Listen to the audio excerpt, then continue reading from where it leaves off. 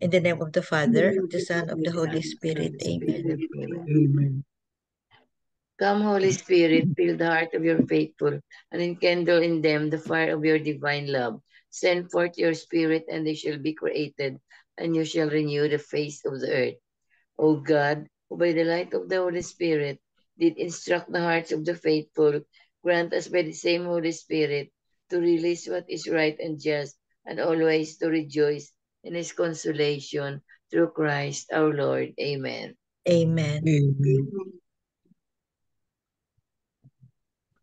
A reading from the Holy Gospel according to Saint Matthew. Glory to you, O Lord. Jesus said to his disciples, "Do not store up for yourselves treasures on earth, where moth and decay destroy, and thieves break in and steal. But store up treasures in heaven, where neither moth nor decay destroys, nor thieves break in and steal. For where your treasure is, there also will your heart be. The lamp of the body is the eye. If your eye is sound, your whole body will be filled with light.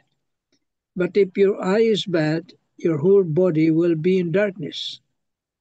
And if the light in you is darkness, how great will the darkness be?" The Gospel of the Lord. Praise to Praise to you, O Lord Jesus Christ. The 3 pointers for today's Gospel. Number 1, Jesus highlights 2 very different kinds of wealth, material and spiritual wealth. He wants us to concentrate on what will truly last, not just for a lifetime, but for all eternity. Number 2, your life will be directed by what you value most. Hence, set your heart on heavenly treasures so that you will enter into a deeper and richer life with God. Number 3, reflect on your present daily living and ask yourself, which treasure is more evident in the way I live my life daily? Do I seek more the earthly or the heavenly treasure?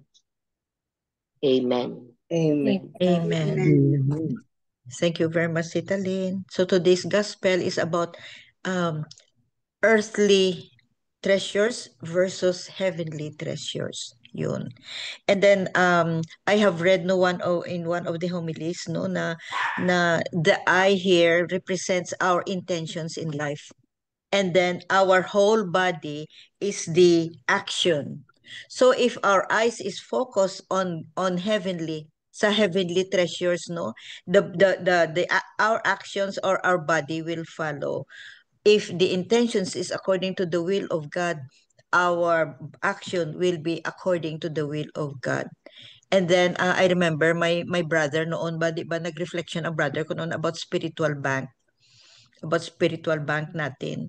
What we have to always fill up our spiritual bank with good deeds. For example, no, kunting bagay lang kahit na, kumbaga, kung bangko ito kahit na sinintimos lang ba, at least we put something sa spiritual bank natin, like smiling to a stranger, yun, pupunta yan sa spiritual bank. Helping the poor, yun, punta yan sa spiritual bank. Prayer for a friend in need, yun, punta yan sa spiritual bank. So yun ang ano natin dapat every single day, no, in our life, no, every good deeds, no, we have to do good deeds, no, so that we will fill up our spiritual bank.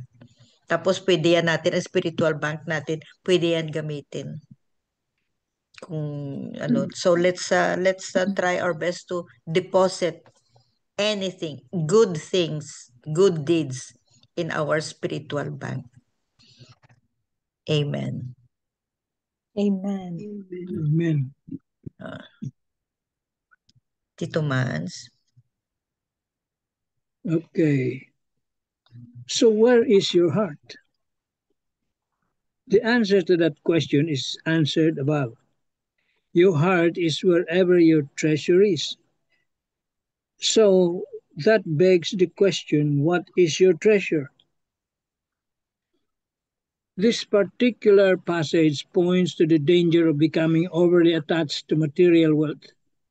But the same goes for anything in this life we can tend to become attached to. What is it you are attached to? What is your treasure? Ideally, our hearts are attached only to that which God wants them attached to. If that's the case, then the things we love are the treasure that God wants us to love. And by loving those things, we are loving the God who gives them and calls us to love them. Our treasure should certainly include our family and those others who we are called to love and care for with special affection. Our treasure should also be our life of prayer and worship. That's the most direct way we love God in this world. Our treasure could also be particular acts of service we are inspired to do. Gayang, just like what Tita MJ said, you know, or anything that makes up the will of God. Do you love these things? Are they your treasure? The problem is that way too often we tend to love much more than that which God calls us to love. We become deeply attached to the idea of getting rich and having many things. But our unhealthy loves can extend beyond, even beyond wealth and material things. Reflecting upon those things that you may have made far too much of a treasure in your life. What is it that you are overly attached to in this passing world? Is it money or is it something else? Let us allow God to show you, to show us, and then allow Him to free us from it. That is the first step toward the life of the greatest riches. Amen. Amen. Amen. Very simple.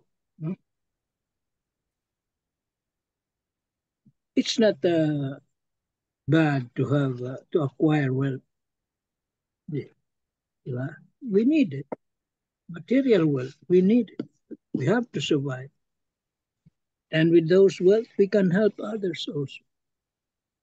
We have to share, sabi nga lagi, we have to share. God gave you those blessings to be shared, not only for your own consumption. Yun na ibig sabihin diyan. All the blessings that we have, whether material, especially material, we use it in the way that God wants it to be used. Huwag nating gawin Diyos. Okay? Let us not make those material wealth our God. We use it. Not let those things use us. See? Use it the way God's wanted to be used. And not to use you. Gamitin mo sa mabuti. Huwag ikaw ang huwag yung gagamitin ka ng wealth mo, ng mga possessions mo. Share, sabi nga, lagi natin sinasabi, share.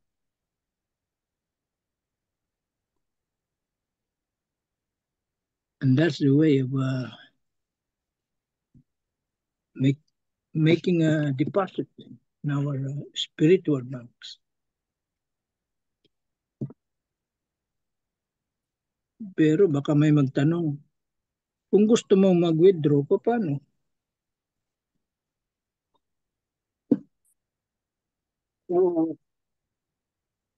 Sige nga, Tita MJ, paano? Siguro you can use your spiritual bank to kung ano nakadeposito doon. You can use it for reparation of your sins, maybe. Yes. Mm. Yeah, oo. Tama. Or when you face God and Yeah. the Lord will ask you, what have you done on Yan. earth? Oo. Tama. Oh, Correct. yun lang ang pwede mo madala yata if you die. Yun lang ang Yan pwede lang mo madala. madala. Kumbaga may pundo ka every time that you pray. Yes. Yeah. Oo. Nobody can Nagkaka-interest kayo. Oo. Hindi pa yan pwede manakaw ng iba. Hindi nga. No expiration date pa yun. Walang expiration. Oo.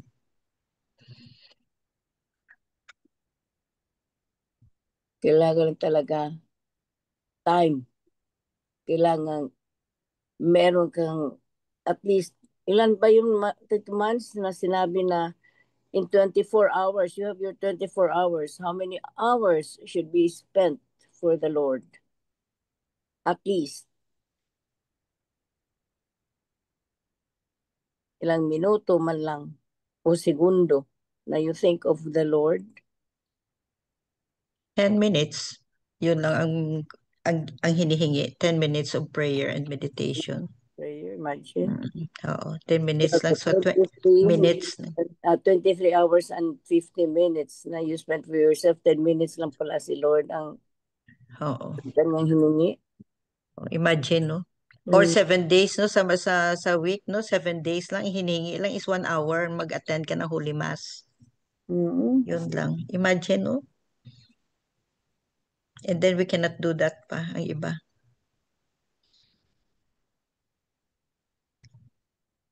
Ako for sure was not doing it in the past, pero after noong nagkaroon ako ng mission doon na, there was, pero hindi ba katulad nito na talagang from your heart, para kang guilty pag hindi ka naka-attend. Parang gano'n, no? Tita Bel, no? You experienced that, no? And just like what Father Danny said ba, you can always praise God while working. Yeah. While working, pwede ka rin makapray na in the form of helping. Working and then in the form of helping or giving a patient an extra mile, mga ganyan ba, or evangelize mo ang pasyente. You can still do it. Marami, if you think, no, we can do so many things for our spiritual bank, to glorify His name. Talagang marami tayong magawa. Ang medyo malaki-laki dyan, Tita Grace, siguro is yung forgiving somebody ba? Who have hurt you. Yun. If you have forgive, no? Yun, malaking deposito yun. Not only Tita Grace, but lahat tayo. Mag-forgive tayo. Kasi yun ang theme natin ng gospel this week about forgiveness. So, marami tayo talaga magawa. Earthly versus spiritual. Pero we don't keep those things to ourselves, no? Spread the good news. Convince others. Let them know na earthly treasures versus heavenly. Pero with this kind of situation in this world where science is now being into this world, parang nakalimutan na nila sa nga Don't you know that this universe would not exist without God? Yeah. Pag nila na science, paano naging science yung pag-exist yan? Ewan ko. Hindi ko maituloy yung aking yung pagpapa remind nila na merong existing talaga na power over everything. Hindi ko paano ko kaya makuha yun, Tito Mans? Hindi Yung ko, alin? ang explanation, kasi may pasyente ako na sabi niya Christian daw siya. Okay, Christian ka. Pero ang explanation lahat-lahat niya ay science. Sabi ko, you know who's behind all these things? You're talking about science. It's God, the Lord. Sabi niya, yeah, there is God, but all these things are because of this science pa rin. Ay, hindi na lang ako. Hindi siya true Christian. Kasi ang Christian faith natin is You recognize God oo. as the beginning, the Oo. Alpha, the Omega. The Alpha and the Omega. And faith mo na totoo pala kahit na hindi ma-explain ng science, kahit na hindi natin ma-explain, faith na lang. Just believe yun, faith. I need more pa talaga knowledge on this na paano mo i-refute ba? Oo. Christian ka. Pag Christian ka, naniniwala ka sa Diyos. Yeah. Kay Kristo. Kaya nga Christian. As simple as that. Kung hindi ka naniniwala, hindi ka totoong Christian. Yeah, oo. Peke. Faith natin eh. Oo. We don't ask or demand for explanation. Faith natin to be a strong Faith ang maka-accept mo na hindi ma-explain sa science.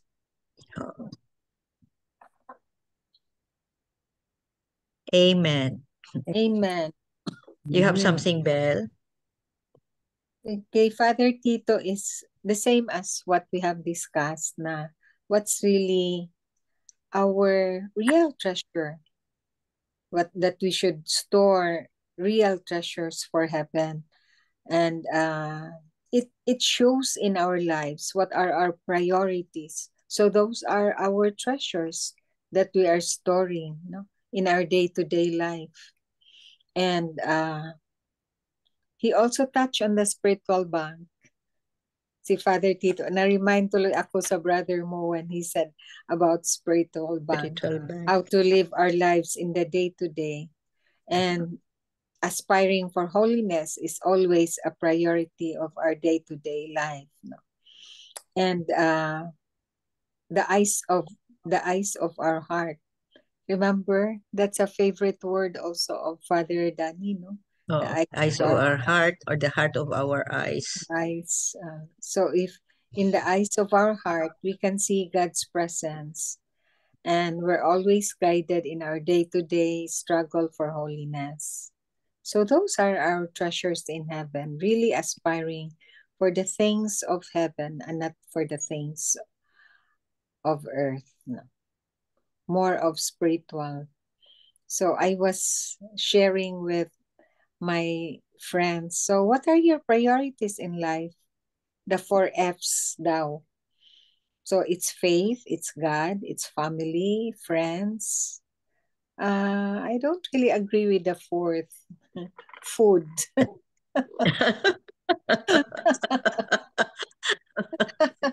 although that's really physiological. Yeah. We cannot live without food. Oh, and share your food. Siguro. Then there's another padyod na a bit na hindi, the more that I didn't agree. Sige nga, maghanap tayo na ika-4th na F natin.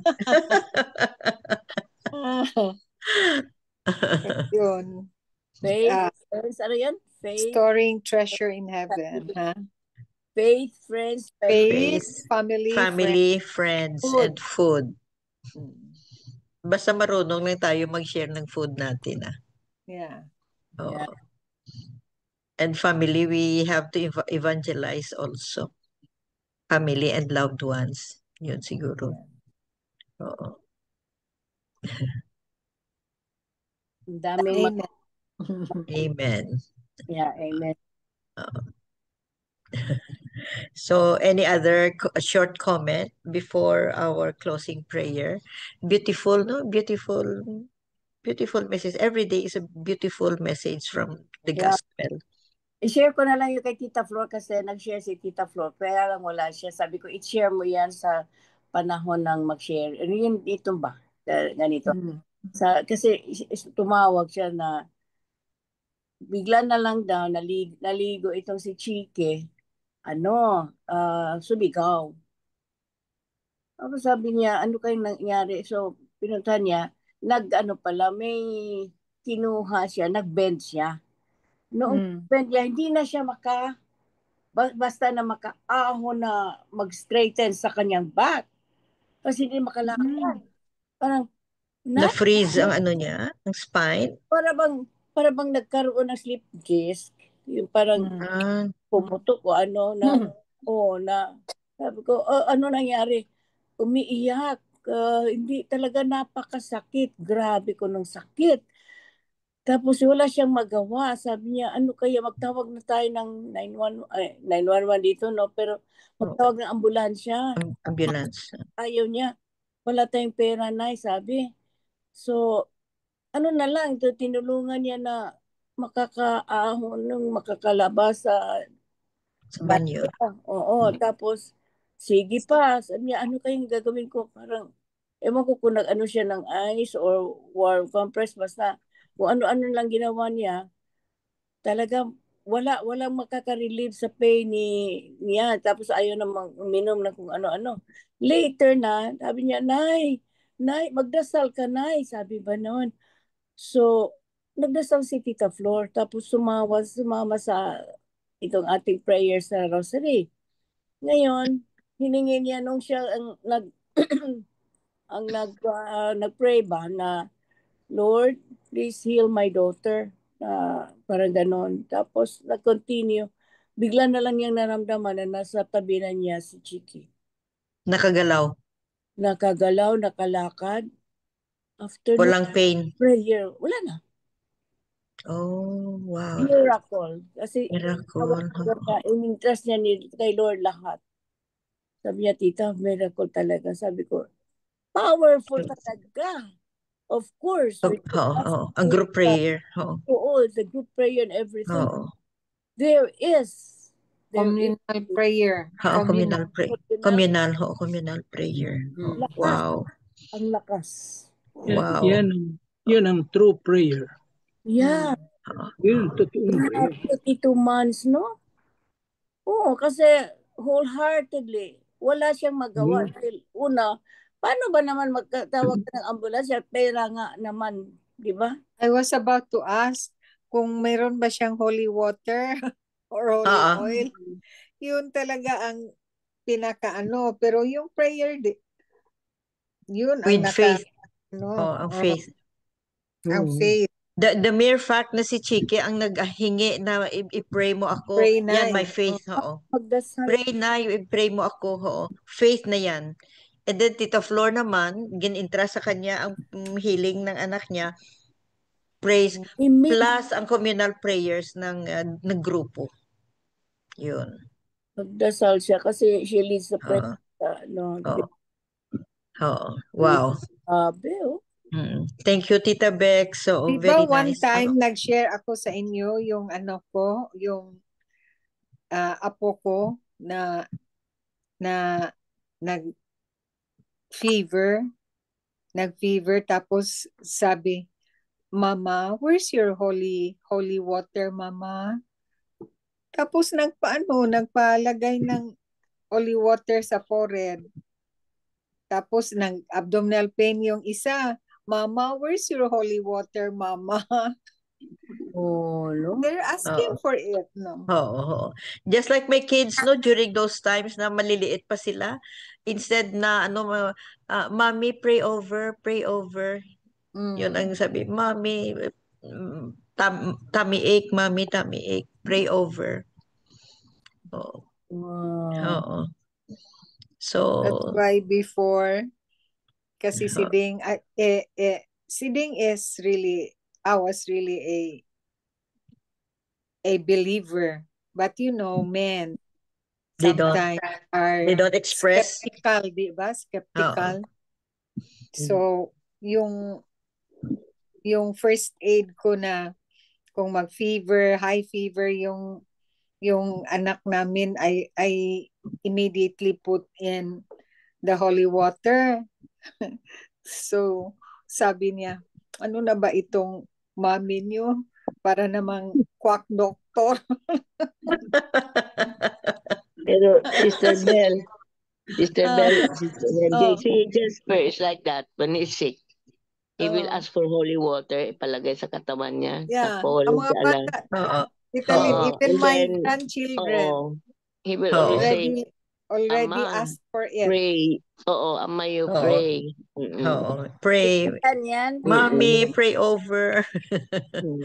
Amay. Ganyan Mommy. si Jasper. Jasper is like that. Oo. Just Ang cute nila, no? Mhm. Oo. Mga innocent, Even sa LBM, Mama, Oo, where's your holy anything. water? Oo. Kaya So, pag may galing abroad sa Lourdes or kaya kung Fatima or whatever, holy water talaga ang inaano ko, hinihingi. Hindi ako Meron ako dito, Tita Lynn. Oo. pahingi naman, ganun ako. Nakadala ako na from Fatima. Ipangbigay ko yan sa mga taga-Pilipinas. I thank you Oo. naman Oo. in advance. Oo. Magkita tayo. Uuwi ako. Magkita Yeah. tayo. Oo. Amen. Amen. So, thank you very much. Very nice sharing and reflections, no?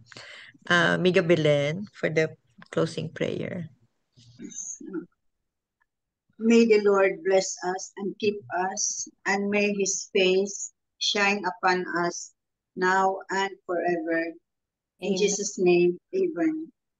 Amen. And all together, please. Glory be to the Father, to the Son, to the Holy Spirit, as it was in the beginning, is now and ever shall be, world without end. Amen. In the name of the Father, of the Son, of the Holy Spirit.